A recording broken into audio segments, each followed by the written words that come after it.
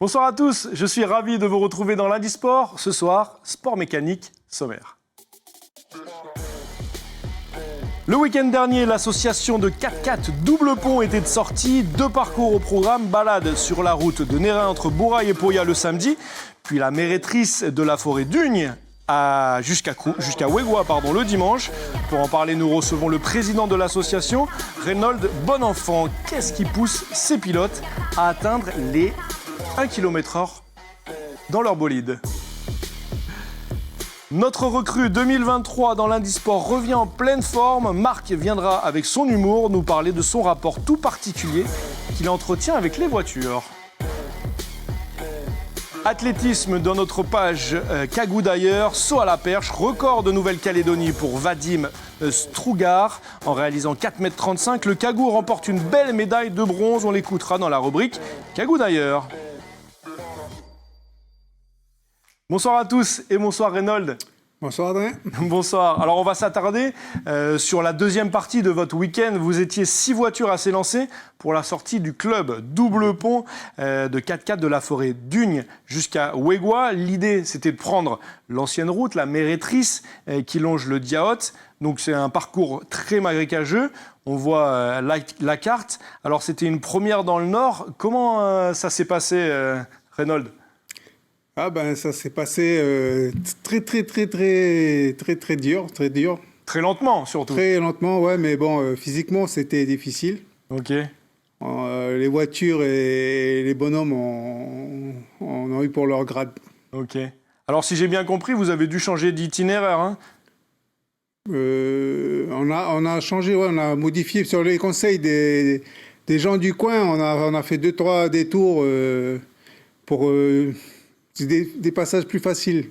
Parce que du coup, là, c'est Arsène là, qu'on voit à l'image, Arsène, ouais. Justement, qui a pu vous guider, parce que la mérétrice, elle n'était pas praticable. Toute la piste n'est pas praticable. Ça aurait été des difficultés supplémentaires, je pense. Ok. Alors, est-ce que sans Arsène, pas de langue de bois entre nous, hein, Reynold, est-ce que sans Arsène, vous seriez toujours là-bas ? Non. On est quand même équipé pour surmonter ce genre de difficultés-là. Toutes les voitures qui étaient présentes étaient équipées de treuils, ce qu'il fallait pour sortir des difficultés. Des bourbiers. Alors ces sorties hors des sentiers battus sont l'occasion de se mettre dans les conditions que certaines personnes vivent au quotidien, des endroits où on ne s'y attend pas, hein, comme Arsène d'ailleurs. Alors... On ne va pas faire plus attendre nos téléspectateurs. On va regarder le reportage de notre excellente journaliste Natacha Ogui qui vous a suivi lors de cette deuxième journée du week-end avec le club Double Pont entre la forêt d'Ugne et Ouégoua. On regarde ce reportage sans commentaire. Là, on est au début de la mérétrice. On est pas loin de la forêt d'Ugne. Et on est arrivé par Arama et on devrait sortir normalement à Ouégoua vers 18h peut-être, 16h. Il y a 19 km. Romain, il va traverser en premier avec son Land Rover pour faire un point d'ancrage pour nous quand on va arriver par la suite, pour s'accrocher avec notre œil sur lui. Mais comme c'est le premier, on ne sait pas trop comment ça va se passer. Là, c'est la première vraie difficulté. Ouais. Et voilà, avec le club Double Pont, on a décidé d'essayer cette route. Voilà, c'est parti. Voilà, il a pâté bien loin. Là. Donc, il n'y a pas besoin, là, l'eau ne peut pas rentrer dans la voiture. Là. Donc, c'est le jeu. Hein.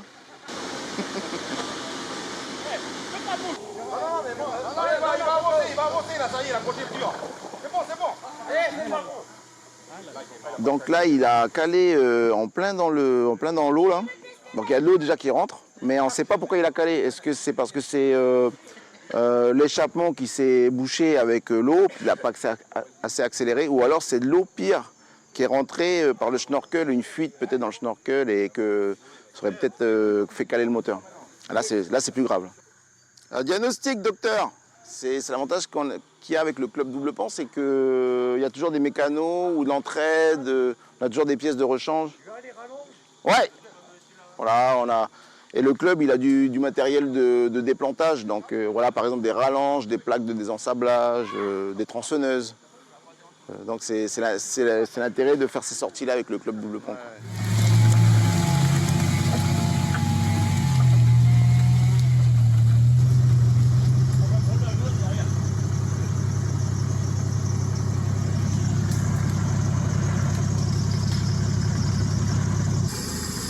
Moi, c'est une première pour moi, c'est un peu un délire, quoi. Ça fait longtemps que je voulais le faire. Et ça nous rappelle un peu notre enfance, quoi, parce qu'à l'époque, c'était pas pour s'amuser, c'était pour aller construire dans la chaîne et tout ça, donc on n'avait pas d'autre option que de pratiquer ce genre de 4x4, quoi.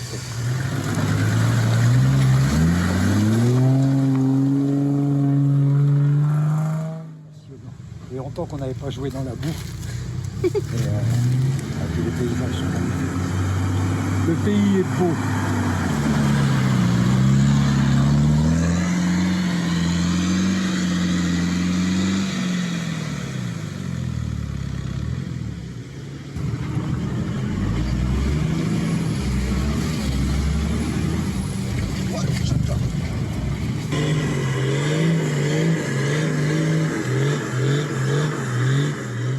Après, non, nous, c'est plus pour l'amusement, quoi.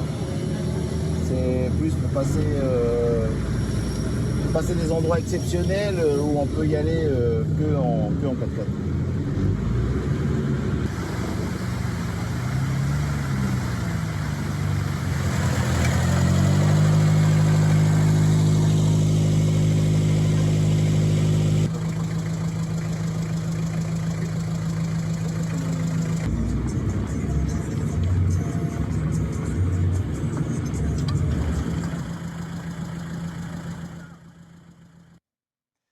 C'est vraiment une aventure. Vous êtes finalement sorti à 1h du matin? Ouais.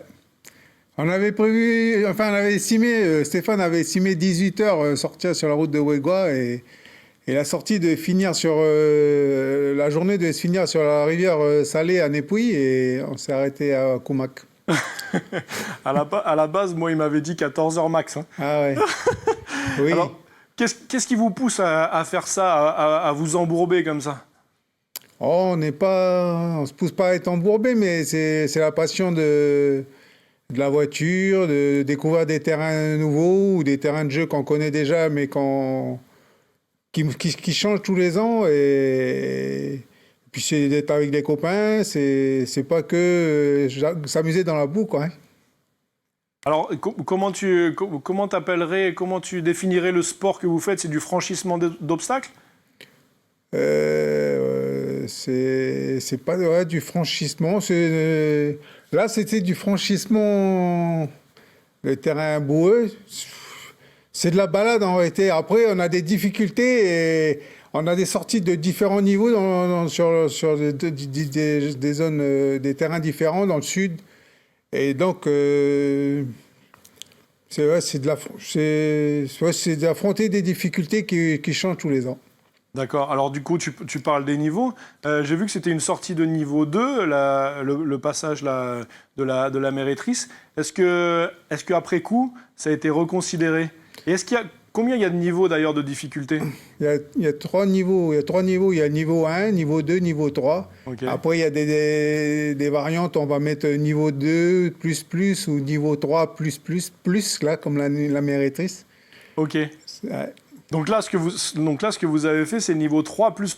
Oui. D'accord. Ouais, parce qu'il y a des sorties où ça va être roulant et on va avoir que 3 ou 4 passages avec de gros niveaux, des gros franchissements.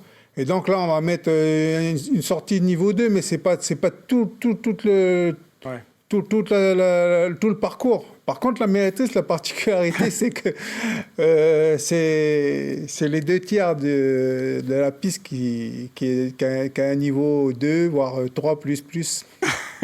Bah oui, c'est ça. Et après, on se retrouve à faire 19 km en 14 heures. Voilà, Ouais, c'est ça. non, Quel équipement était nécessaire? Là, les treuils indispensables. Ouais, treuil indispensable.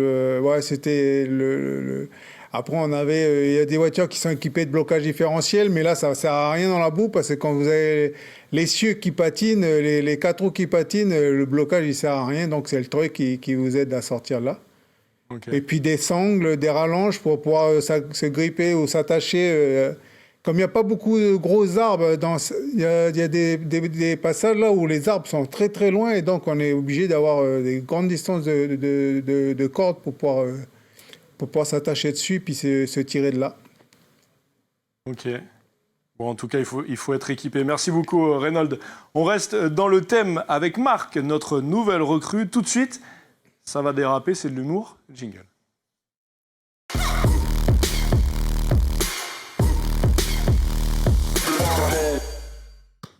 Salut Marc. Salut Adrien, bonsoir Reynald et bonsoir à tous. Bonsoir. Alors, quand Adrien m'a dit qu'on avait parlé 4x4, moi, ma première réaction, ça a été de dire « ça de whiz ».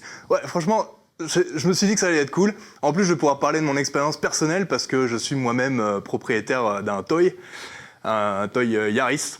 Ah oui, Oui. Tu n'iras pas dans la mérétrice. Hein. Oui, alors c'est peut-être pas le 4x4, voilà, mais je peux vous dire qu'avec les nids de poules que j'ai à côté de chez moi, j'ai les sensations du tout-terrain, sans déconner.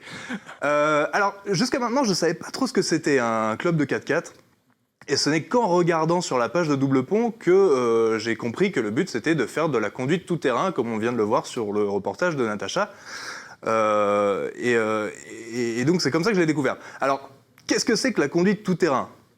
Pour faire simple, pour nos téléspectateurs qui nous regardent, pour faire simple, imaginez-vous dans votre voiture, vous roulez et vous voyez une montagne ou un cric. Bon, nous qui sommes, disons, sains d'esprit, hein, on va se dire, tiens, une montagne ou un cric. Eh ben non, eux, ils vont se dire, une route potentielle. Et ils vont démarrer. Nous, quand on va voir un trou sur une route ou un amas de pierres, on va contourner, et eux, ils vont faire non, et ils vont foncer. C'est quand même assez impressionnant. C'est un petit peu comme si vous marchiez sur un trottoir, et qu'à chaque fois qu'il y avait une poubelle, un extincteur, un lampadaire, une maison, et ben, au lieu de faire le tour, hop, vous grimpez sur tout le truc pour passer derrière. Pourquoi ? Sûrement pas pour aller plus vite, parce qu'effectivement, voilà, 19 km en 14 heures, disons qu'il faut s'y prendre un petit peu à l'avance pour aller récupérer les croissants dimanche matin, quoi. Ah bah ça c'est sûr. En tout cas, par contre, ce qu'on peut pas nier, c'est que ça vous ouvre les portes de paysages absolument somptueux, auxquels on n'aurait pas accès, hein, vous l'avez dit vous-même, autrement. Et puis en plus, ça fait une super balade entre copains sur les vidéos, que ce soit sur les réseaux sociaux ou sur le reportage qu'on vient de voir. On vous voit rigoler, on vous voit vous marrer, on vous voit délirer. Le monsieur disait tout à l'heure que ça faisait longtemps qu'on n'avait pas joué dans la boue. On a vraiment cette sensation de voir des enfants dans un parc d'attractions en train de se faire secouer comme des salades et juste vous êtes contents et ça fait plaisir à voir. Et en plus, les photos sont toujours super jolies parce qu'à chaque fois que vous vous rassemblez comme ça, il y a un tout petit trou dans la couche d'ozone qui se fait au-dessus et du coup, il fait super beau. Bon, non mais bien sûr, je vous taquine, mais c'est vrai que l'écologie, moi, c'est quelque chose qui me tient à cœur. Donc j'ai fait des recherches et j'ai été agréablement surpris en fait de voir que depuis une quinzaine d'années, les constructeurs automobiles ont à cœur de développer des modèles de 4x4 de plus en plus respectueux de l'environnement, dont certains sont très répandus en Nouvelle-Calédonie. Alors du coup, je vais ravaler ma mauvaise langue et je vais juste vous souhaiter du fond du cœur de vous éclater parce que ça fait vraiment, encore une fois, ça fait vraiment plaisir à voir. Merci beaucoup Marc. Tu me donnes d'ailleurs une transition toute trouvée. Je vais parler un petit peu d'écologie avec notre invité. Merci à toi. Alors Reynald. Alors on a compris tout l'intérêt que vous portez à la discipline et comme vient de le dire Marc, vous faites un petit trou dans la couche d'ozone quand vous vous baladez. Comment ça se passe ? Non, on ne fait pas de trou dans la couche d'ozone. On a des voitures qui sont entretenues. Bon, c'est des vieilles voitures, mais qu'on entretient, qu'on chouchoute et enfin, voilà quoi. Alors est-ce que vous portez de l'intérêt à l'environnement ? Oui. Ben, toutes les sorties qu'on fait, déjà, on a une charte où on interdit, on a des choses qui ne sont pas autorisées. Moi, je m'amuse à planter un arbre. Souvent, dans les sorties, je vais avec un arbre et je le plante pour dire qu'on n'est pas que là pour passer et puis casser ou voilà quoi. On a notre règlement, on fait attention à la nature, on jette pas de déchets dans la nature. Voilà quoi. Nos déchets, on repart avec et on les jette à la maison. Ok. Alors, comme on dirait aujourd'hui, le bilan carbone des sorties, il serait un peu salé. Est-ce que toi, en tant que président de l'association, voilà, tu incites les participants à faire attention à leur consommation d'essence? Enfin, je ne veux pas dire que je les incite, mais c'est un sport automobile, donc les voitures, quand elles n'ont pas besoin de tourner, elles ne tournent pas, quoi, on les arrête. Bon, des fois, on est obligé de les faire tourner parce qu'on a des voitures qui sont équipées de glacières, 12 volts, donc ça demande quand même une consommation de courant, donc les moteurs tournent, mais en général, quand on n'a pas besoin on roule pas, les moteurs sont éteints, voilà quoi. Je voyais la voiture du secrétaire, Stéphane, avec des panneaux solaires. Voilà, c'est aussi dans cette démarche? Oui. Ben oui, on est autonome, on est on a des panneaux solaires, on a des, enfin voilà quoi. Après, créer de l'énergie, ça va être qu'avec le panneau solaire sur nos voitures. Voilà quoi. Et puis le moteur de la voiture avec l'alternateur, s'il n'y en a pas un trop gros équipement, consommation de 12 volts dans nos voitures. Ok. Alors tu me parlais de mécanique et que vous entreteniez bien votre mécanique. Est-ce que vous avez des mécaniciens dans l'équipe, un mécanicien par équipage? Comment ça se passe? Non, vous connaissez tous un peu? Non. On a des gens dans le club, c'est des mécaniciens de profession, donc ils font ça chez eux. Et puis moi personnellement, je ne suis pas mécano, mais je bricole, donc je fais ma mécanique tout seul. Je fais mes vidanges, je fais mes remplacements de pièces tout seul, ou alors je suis aidé d'un copain. Mais voilà, quand il y a un copain qui est dans la difficulté et qui ne connaît pas trop, ben, on va l'aider. Enfin voilà, on est plus ou moins autonome et solidaire entre nous, quoi. Ok, c'est un esprit de famille, le club Double Pont, j'ai Oui. l'impression. Merci beaucoup, Reynolds. On passe à notre rubrique Cagou d'ailleurs et on revient au 4-4, juste après.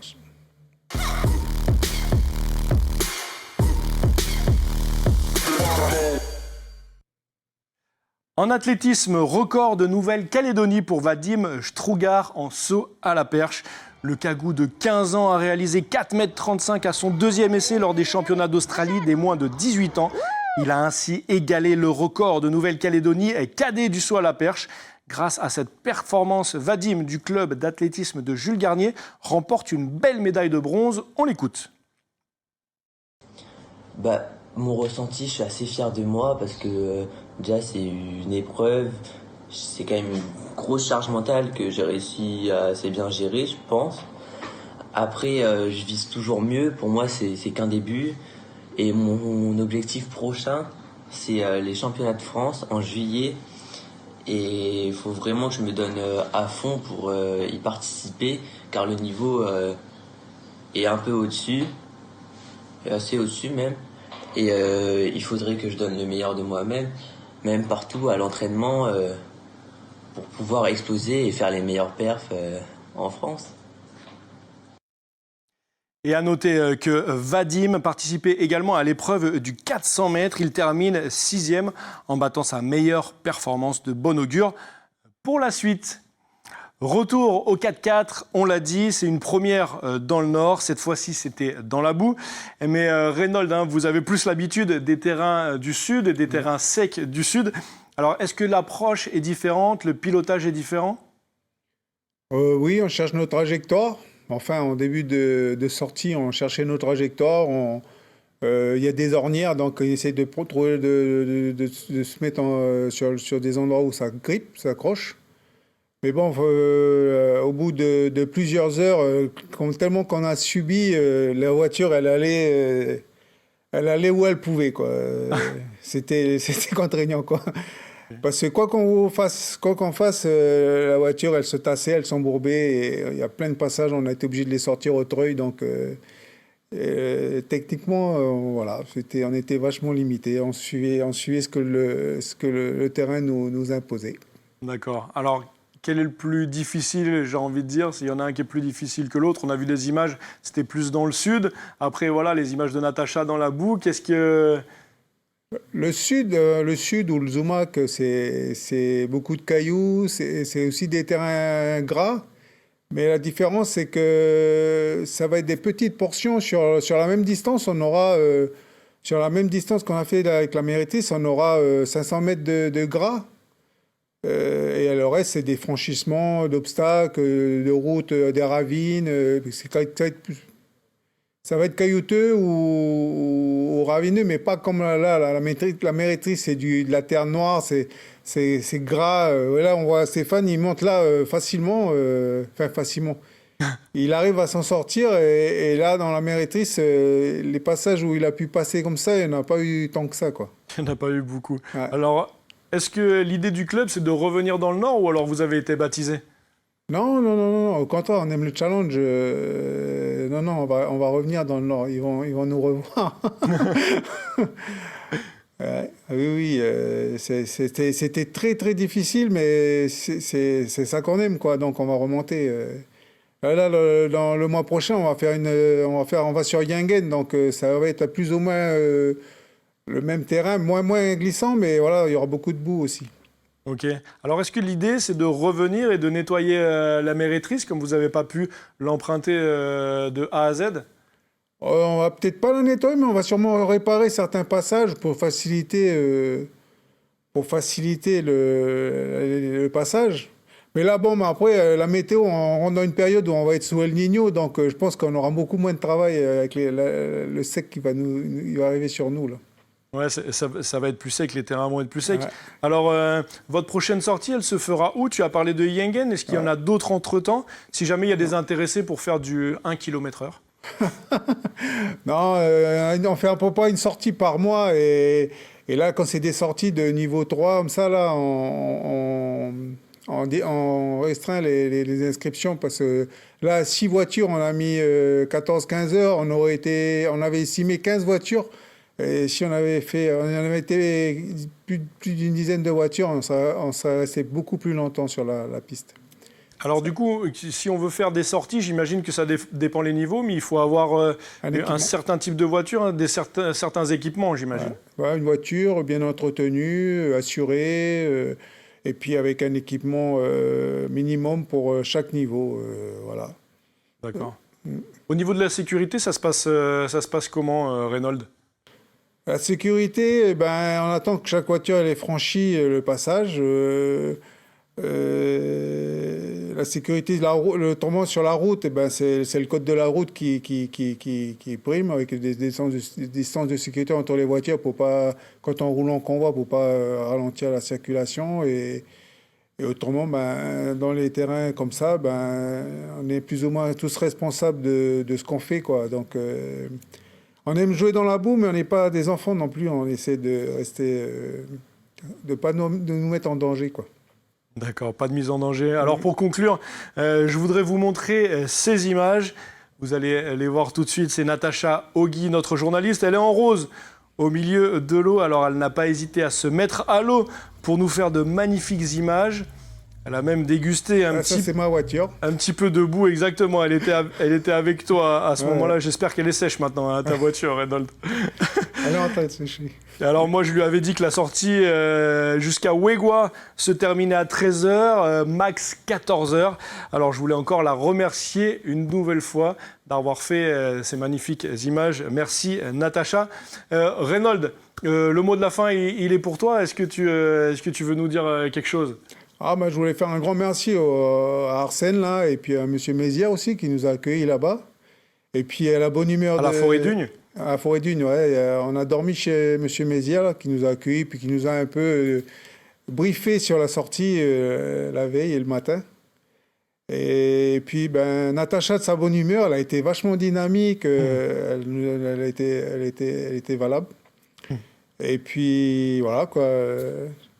Alors du coup, la prochaine sortie, c'est sur Yengen, hein, c'est ça, tu Voilà. disais? Oui, oui. Et donc du coup, vous avez prévu quoi et quand? C'est le week-end de 3 jours. On fera Yengen, on va sortir à Vaud, passant par Tiendernit. Enfin, le parcours n'est pas encore défini parce qu'on est en train de, on est avec des copains du Nord là. On est en train de voir l'entrée, c'est la même, et la sortie, on ne sait pas si on va sortir à Vaud ou à côté. Eux, ils font de la prospection et puis on va définir ça moins qu'un jour avant la date pour savoir comment que cette piste elle va finir et puis le temps que ça va qu'on va mettre et tout ça. Ok, bah essayez d'être un peu meilleur sur les estimations de temps, hein, du coup. Ah, on a notre ami Stéphane qui avait fait une estimation de temps, mais il s'était un peu trompé là. Ouais, c'est sûr, Stéphane, le secrétaire de l'association, Oui, qu'on voit au début du reportage. Vous limitez vos sorties à combien de voitures? Quand c'est des grosses enfin on n'a pas de limite. Quand c'est des petites sorties de niveau 1, on peut être une vingtaine. La dernière fois, l'avant-dernière sortie, on était 24 voitures. Donc ça c'est de la balade, quoi. Et après, les sorties de niveau 3, comme ça, là, on va limiter à 10 voitures maximum parce que c'est beaucoup de travail. Ça prend du temps, quoi. Ouais. Ça prend du temps. Merci beaucoup, Reynold, d'être venu dans Lundi Sport. Merci à tous les membres de l'association qui ont répondu à mes messages. Merci à Mathieu aussi qui est venu avec toi. Ouais. Mais bon, bah voilà, il n'y avait pas de place pour lui sur le fauteuil. Ouais. Et on se dit à une prochaine, en espérant que avec plaisir. Vous veniez sur le plateau nous raconter vos exploits. Ah, il n'y a pas de problème. Ça marche. Merci beaucoup, Reynold. Au revoir. Tata, à la semaine prochaine tout le monde pour un nouveau Lundi Sport. Bonne semaine à tous.